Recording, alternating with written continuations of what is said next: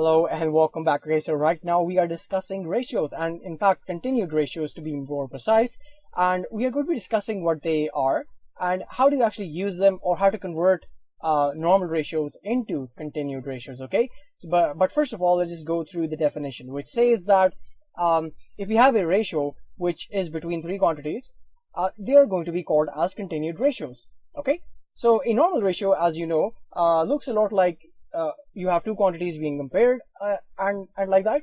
So continued ratios are just an extension of those, and in fact you can actually have three quantities being compared at the same time. So let's say the three quantities are A, B, and C, and these are in fact being compared at the same time. So this is going to be called as an example of a continued ratios. And continued ratios are in fact just made up of two normal ratios. Okay, so let's for example, this is going to be in fact made up of the ratio A ratio B and another ratio which is going to be called as B ratio C. Okay, so these are the two small normal ratios which are going to be combined together to make up the continued ratio A ratio B ratio C. Okay, so in fact you can do that, but first of all you have to have the B's the same.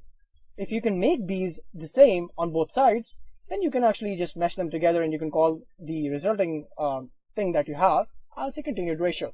And in fact, let's just actually do this right now. So let's say you're given the following example. You have the two normal ratios on the left and the right, and you want to find out the continued ratio A ratio B ratio C. Now you can in fact do that, but first of all you need to make the B's same.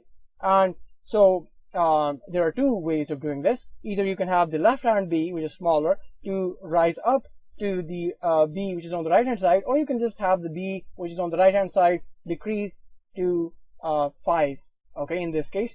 And let's actually, I think it is much more easier to have the left hand B rise up to 10, right? So all you have to do is just multiply multiply the 5 with 2, right? So let's just actually do that. So let's actually multiply the entire ratio by 2, and by doing this we don't in fact change anything intrinsic about the ratio, but we can actually modify the thing without actually disturbing the ratio. So in fact we do that, and multiplying 2 on both sides, we have 2 times 2 is equal to 4 and 5 times 2 is equal to 10. So right now we have the B's similar, and in fact what you can do is just combine them together and you have your continued ratio that you wanted. So it's really that easy to find out continued ratios. In fact, you just have to have that middle